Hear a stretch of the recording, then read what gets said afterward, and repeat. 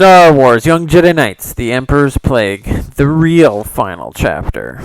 Chapter 29. Back on the jungle moon, Loie sat comfortably ensconced at the top of a masasi tree, staring patiently into the starry night sky and thinking about the final transmission burst Rabba had sent from the rising star.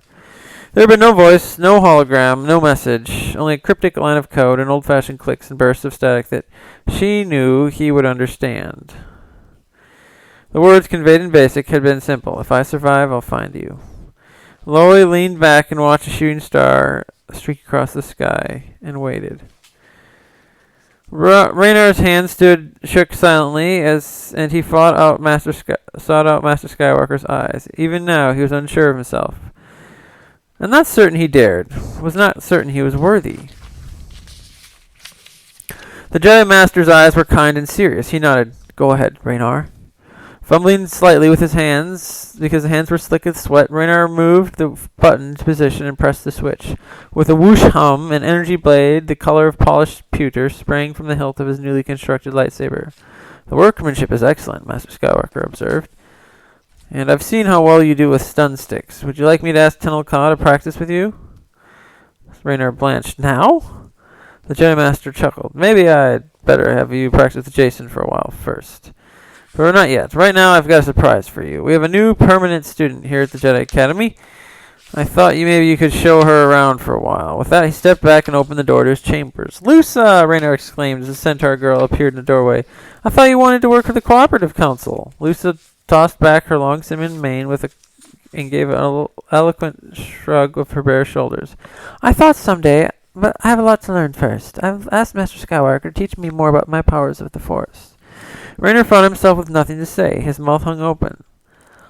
I think you can put your lightsaber away for now, Master Skywalker said. There'll be plenty of time for that later. Raynar slapped out the surprise, induced immobility, and turned off his lightsaber. Raynar blinked at Lusa and tried to collect his thoughts. Would you like to go for a walk? The centaur girl asked. I know of a very pretty waterfall. On a small planet without a name, far out in a barely charted sector of the Outer Rim, Rabba built a burial cairn for Nola Tarcona. She worked alone. She was the only one on the entire world to find large rocks on the crumbling ridge where she had made their base camp. Using her strong Wookiee fingers, she pried up stones and piled them higher where she had buried the Twi'lek leader. Nola Tarcona had died of the plague the day before. Rabba had flown here, navigated by instinct rather than star chart, and she set down her star skimmer near a clutter of habitable caves on this silent planet. Nola had grown rapidly worse day by day as the slow-acting disease ravaged her body, destroyed her immune systems. She had thrashed and raved, insisting that Rabba take her back to Coruscant so she could receive medical treatment at the capital of the New Republic. But Rabba had refused. She could not risk bringing the Twi'lek woman any place where she might infect others, where she might spread the evil plague developed by the twisted Imperial scientists.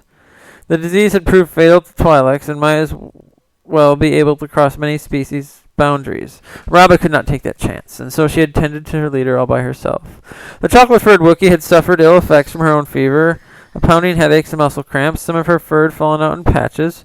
Rabba had been sure she would follow Nola Tarcona in a lingering death, but her strong constitution had ultimately defeated the plague. She recovered just about the time that Nola had died, but even now she knew she might still carry the disease organism. She still might infect others. The breeze picked up, whistling along the knife edges of the barren rock. The air smelled like hot dust. Tall brown ferns protruded from cracks in the ridge, rattling the dry leaves together. The sun shimmered thick and orange near the horizon. Rabba piled another heavy stone on the cairn. She would finish her work here soon. Her star skimmer might also be tainted with the organism. Her own systems might still bear the plague. Rabba had to quarantine herself here at least for a while. After seeing Nola's long and suffering death, Rabba wanted no part in spreading such a scourge throughout the galaxy. She would wait here as long as it took.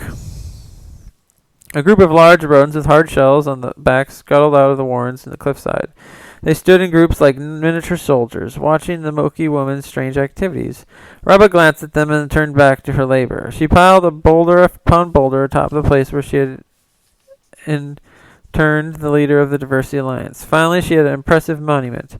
a marker to commemorate all the dreams and dedication Nola Tracona had stood for. Her need for equality and reparations had been valid, but her tactics had been taken beyond the reach of reason. Rest in peace, Nola Tracona, she said, looking across the burial mound to the distant horizon. The world was empty, but peaceful and quiet. A good place to think, a good place to heal. Someday she would come back to the galaxy, someday she would find Lobaka, but only when she was ready. Yes, I'm sure, Zeke said, looking directly into Master Luke Skywalker's eyes. I wasn't ready before, but I am now. It took me a while for me to understand that I don't have to use the dark side if I don't want to. I need you to teach me to use the right way. Teach me to use the light side of the Force, too, so I can become a true Jedi Knight. Do you still have your lightsaber? Luke asked. Zeke was surprised. No, I got rid of that when I gave up being a Jedi. After the Shadow Academy was destroyed, I'll have to build a new one. We'll do it the right way this time. Luke Skywalker gave a thoughtful nod. It's been a little while since I got any new trainees here at the Academy, but now we're getting 2 in one day. I have a feeling we're going to need some new blood here, he said with a faraway look. I think it's high time. The Jedi Master clasped Zeke's hands. I know how hard decision for you, but a well-considered decision is far better than one made in haste. He raised his eyebrow and flashed a mischievous grin at his new trainee. Would you like to tell my niece, or shall I? Zeke grinned. I'll tell her myself. All the attendees at the Jedi Academy, along with Han, Leia, Anakin, Old Peckham, dozens of New Republic engineers, and a multitude of dignitaries had come to celebrate the newly completed reconstruction of the Great Temple. After a ceremony involving several speeches, awards, and commendations in the Grand Audience Chamber, the entire assembly moved outdoors for a celebratory festival. During the festivities, the young Jedi Knights, both old and new, withdrew their favorite place by the wide river that flowed past the great temple. They waded into the water and spent hours talking and splashing, enjoying the feeling of wholeness that came from being together again. EMTD delighted in his new micropulsar jets, zipping away and out among his friends, or bobbing along the river and the surface of the river. Loey actually engaged Little Droid in a couple of water games. Lusa and Raynar stayed near the shore, sharing memories of the losses they had experienced and the lessons they had learned. Tenel Ka and Jason challenged each other to swimming races, while Jaina and Zeke floated lazily and discussed what materials might be appropriate for the lightsaber the young man would soon build for himself. After hours spent in pleasant pursuits, the friends gathered on the shore and talked until the sky began to glow dark. The topics were light, the silence was comfortable. They spoke of the rock dragon and the lightning rod, Loe's T-23, Jedi tales and legends that Tioni had told them, the rebuilt temple, and favorite planets they had been to. In the wake of one long silence, Jaina said, I wonder what's next for us. Do you suppose all Jedi trainees go through some sort of adventures we've had before they become full Jedi Knights? After all we've been through together, Jason replied, I'm not sure anything in the future could surprise me. What? Oh, you just ripped the page! What are you doing? Daddy, you forgot something. You switched it. Dare you? What? Daddy, you missed the best part, my favorite part. Go back and read the rest of it. What? Look, it's recording everything I'm saying. Oh, yeah. Oh, I missed this part, yeah.